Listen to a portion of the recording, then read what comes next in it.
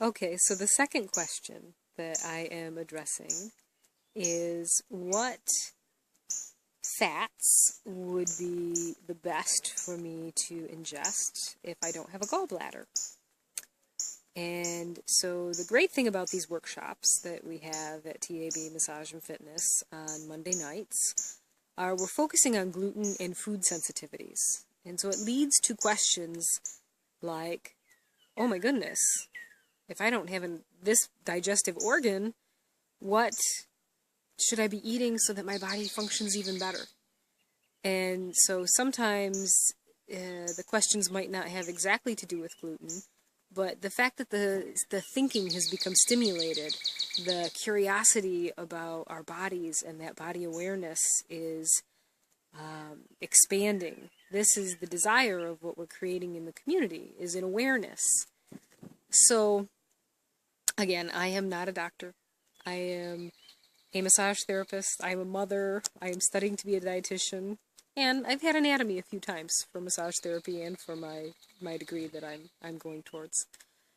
So I have a little bit of knowledge on the digestive system. Now, when I went and I thought about this, I thought, well, gosh, that is a really good question. And I thought, what would I eat? Well, immediately I thought, well, what would I not eat? And so I'm not going to assume that we know about good fats and bad fats. The only fats that I would say are bad are the ones we can't digest. And so there's something called trans fats or partially hydrogenated oils. Those were introduced into the American diet after the war in the form of Crisco. And we were rationing butter, and so we made this modified product and gave it to the people so the people could have a fat to cook with and bake with. And if you go to the American Heart Association page, when they care about heart health and cholesterol and fats, they talk about the history of trans fats. And it's really worth reading because it talks about the progression of where we came with the trans fats to about in 2002, the government agreed with researchers that there is no safe amount of trans fat for human beings. And so they're not good for the body. And now there's established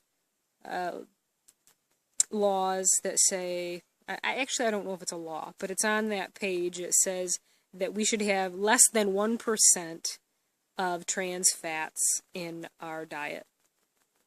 Okay, so if we can't digest them, don't eat them. And where are you going to find trans fats? In a lot of those processed foods.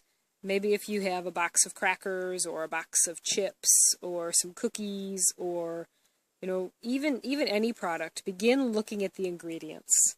And if there's a whole bunch of ingredients, number one, it's off my list. But if there's a whole bunch of ingredients and one of them is partially hydrogenated oils of any form, then you may consider just eliminating that completely. And please, don't feed it to your children either. So the other thing that I want to address about fats is, before we get into what to eat, is the quantity. So in the American diet, we are supersizing everything, right? The candy bars, the Slurpees, the big gulps, the 20 ounces of Mountain Dew, the supersized fries. Our portion control has gotten a little out of control. And it's kind of the norm. It's socially acceptable to eat a lot. And it's okay to be hungry, but when we are missing an organ, for me, that is when we're on lockdown, right? That's when we get really hyper-focused on, okay, now the food is fuel. The food is not for fun anymore, because that partly could have got us in this situation in the first place, having to get our gallbladder removed, was not understanding how the body worked and how to optimally fuel our body. So quantity is going to become very important. For me personally, I would choose to have really what's easy on my system to digest, like light oils, olive oil, coconut oil, sesame oil, fish oil. I would probably go straight to those kinds of foods, and between a teaspoon and a tablespoon per meal with my other foods, like mixed with my vegetables. I wouldn't go overboard on fats. Dairy and cheese don't do well for me. Many people don't digest something called casein, which is a protein found in dairy.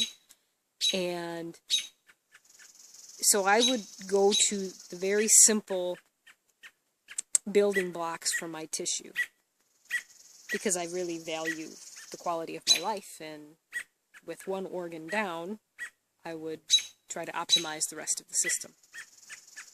However, that is just my opinion, and that's just what I would do, which this question was asked of me because my opinion is valued. And I asked some of the people's opinion that I value. So I asked the woman that I work with, the woman who owns TAB Massage and Fitness, Trisha Bailey. She is a well-known fitness instructor for high-performance athletes in our community. And she's a massage therapist and just a really wonderful woman. And when I asked her this question, she also said, wow, that's a really good question. And so people really like it when people are starting to inquire about their bodies.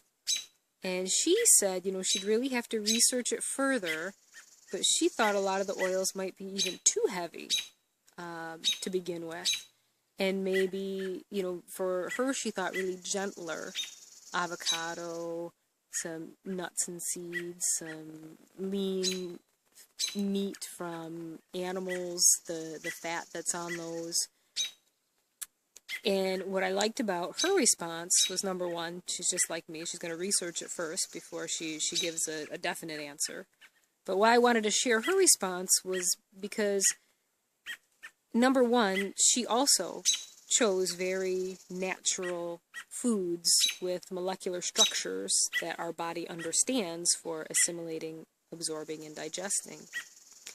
And the other person that I asked, a friend of mine who was my first fitness trainer, a man named Todd Lee. He's also a medical doctor.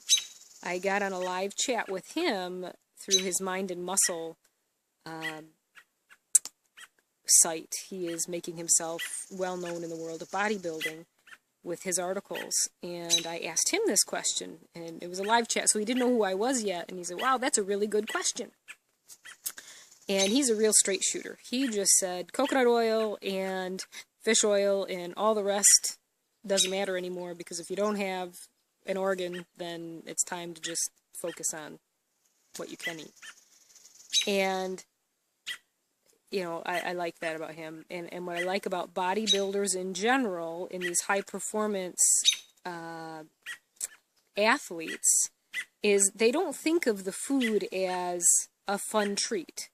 They think of their bodies as this magnificent unit or high-performing kind of like vehicle or purebred horse. And how are you going to feed it optimally so that you can function optimally? And they're going for high human potential, not this short-term gain of ice cream and cookies. So I really value both of their opinions. And I looked a little further into what Mr. Lee said, because I know that the woman who asked has a coconut allergy. Now, coconut oil is a medium-chain triglyceride, and the structure of that fat is a little different than of olive oil and of different fats. It's called an MCT. And so that's going to be something that you may want to research, not having a gallbladder, because they're easily digested. And yeah, I'm going to leave you with that to research for yourself. So, that being said, we gather at TAB Massage and Fitness on Monday evenings from 7 to 8:30 p.m. And we watch a short PowerPoint and listen to a audio presentation of some of the absolute leading edge doctors, scientists, endocrinologists on the planet today that are trying to get they're not even trying, they're getting the message out about food sensitivities and the individuality of our bodies, and awareness about these proteins that we can't digest, and awareness about GMOs. What are they? In fact, this coming Monday, that's what we're going to do, is we're going to watch we're going to listen to an audio presentation about GMOs with a man named Jeffrey Smith. So if you're interested in learning about what all the ruckus is about these genetically modified organisms, it might be a good time to come. So we are at TAB Massage and Fitness, and you can give us a call, you can find us online, and thank you.